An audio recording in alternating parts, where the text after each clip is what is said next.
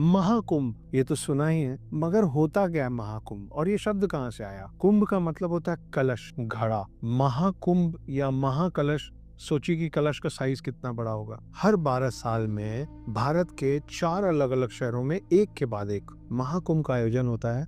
और महाकुंभ है इस पूरे देश में, पूरी पृथ्वी में हिंदुत्व का सबसे बड़ा पर्व। इतना बड़ा पर्व जितना ना पहले कभी हुआ है ना आगे कभी बन पाएगा। पर होता क्यों है महाकुंभ? और कौन से 4 शहर? उज्जैन, हरिद्वार, नासिक और प्रयागराज। इन 4 शहरों में एक के बाद एक हर 12 साल में एक महाकुंभ होता है। महाकुंभ के पीछे 2 कमाल की कहानियां हैं। आज ये 2 कहानियां मैं आपको एक के बाद एक सुनाने वाला हूँ, क्योंकि महाकुंभ फिर से आ रहा है। कब और कहाँ? 13 जनवरी को प्रयागराज में। इस बार नंबर प्रयागराज का है और 13 जनवरी से महाकुंभ शुरू हो रहा है, जिसमें हर नागा साधु, हर अघोरी, हर मठाधीश, हर बड़े मंदिर के संत महात्मा, हर ऋषि मुनि, हिमालय में बसे और तपस्या करते हुआ हर मुनि और ऋषि, हिंदुत्व को मानने वाला हर रक्षक वहां जमा होगा। महाकुंभ की 2 कहानियों में से एक कहानी है सर्पों और गरुण देव के बीच की। क्या है ये कहानी? एक ऋषि थे जिनका नाम था ऋषि कश्यप। उनकी 2 पत्नियां थी जो आपस में बहनें थीं। एक थी कद्रू और दूसरी थी विंता। कद्रू ने ऋषि कश्यप से एक दिन एक वरदान मांगा कि मुझे 100 विषैले बच्चे चाहिए जो बहुत शक्तिशाली हो। ऋषि कश्यप ने तथास्तु कह दिया और कद्रू को मिले 100 अंडे। ये देख के विंता को लगा कि मुझे भी वरदान मिलना चाहिए। विंता ऋषि कश्यप के पास गई और उन्होंने कहा कि मुझे भी वरदान दीजिए, मुझे भले बच्चे कम दीजिए, मगर मेरे बच्चे कद्रू के बच्चों से ज्यादा शक्तिशाली होने चाहिए। ऋषि कश्यप ने कहा तथास्तु और विंता को मिले 2 बड़े अंडे। अब जो 100 अंडे थे वो एक एक करके धीरे धीरे फूटने लगे और उन अंडों में से बच्चे निकलने लगे। कौन से बच्चे?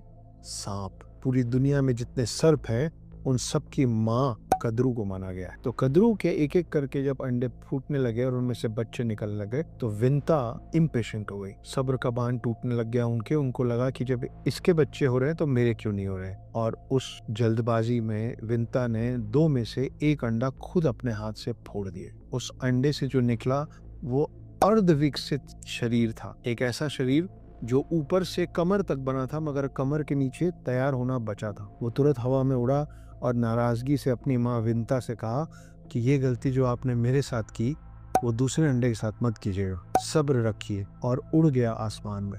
वो कहाँ गया वो भी बताऊंगा, पर उसके पहले बात करेंगे कि वो एक बचा हुआ अंडा उसका क्या हुआ। समय के साथ जब वो अंडा फूटा तो उसमें से पक्षी का चेहरा, बाज का चेहरा लेके एक इंसान पैदा हुआ जो उड़ सकता था और उसका नाम रखा गया गरुण। उसका बड़ा भाई जो पहले निकल गया था आधे शरीर के साथ, उनका नाम पड़ा अरुण।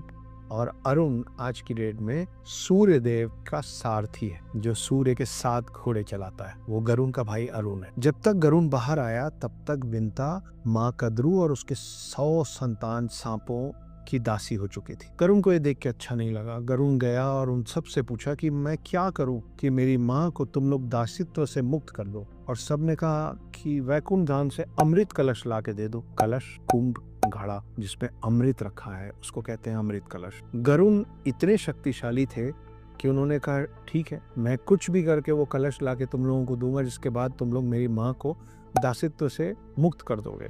ये कॉन्ट्रैक्ट डन हो गया।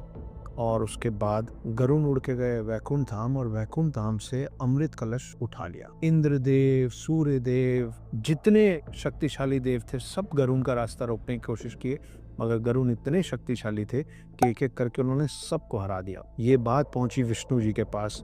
जब देव भागते हुए उनके पास गए और बोले कि अनर्थ हो जाएगा अगर ये अमृत कलश गलत हाथों में चला गया। पता नहीं कहां से एक बहुत ही शक्तिशाली प्राणी आया जिसका चेहरा पक्षियों के जैसा है, शरीर इंसानों के जैसा है और साथ में है पंख जो उड़ता है, जो हम सब लोगों से ज्यादा शक्तिशाली है। रोकिए उसको। विष्णु जी उतरे युद्ध में और गरुण और विष्णु जी के बीच में युद्ध हुआ। इस पूरे युद्ध के बीच में विष्णु जी को ये समझ में आया कि गरुण के हाथ में अमृत कलश है, मगर गरुण उसको खोल के उस कलश से अमृत ग्रहण नहीं कर रहा है, सिर्फ हाथ में पकड़ा हुआ है। तो फिर विष्णु जी ने उससे पूछा कि ये क्यों चुरा रहे हो, इसको लेके कहाँ जाने की कोशिश कर रहे हो, और जब अमृत कलश खुद तुम्हारे हाथ में है तो उसको ग्रहण जो नहीं कर लेते। तब गरुण ने पूरी बात, पूरी व्यथा बताई कि वो अपनी माँ को मुक्त कराने के लिए ले जाना चाहता है। विष्णु जी ने कहा कि ठीक है, मैं एक शर्त पे तुमको ये अमृत कलश ले जाने दूंगा। वो शर्त ये है कि अगर मैं तुमको अमृत कलश ले जाने देता हूँ तो अमृत कलश को जमीन पे पहुंचाने के बाद तुम हमेशा के लिए मेरे वाहन बन जाओगे, मेरे साथ रहोगे।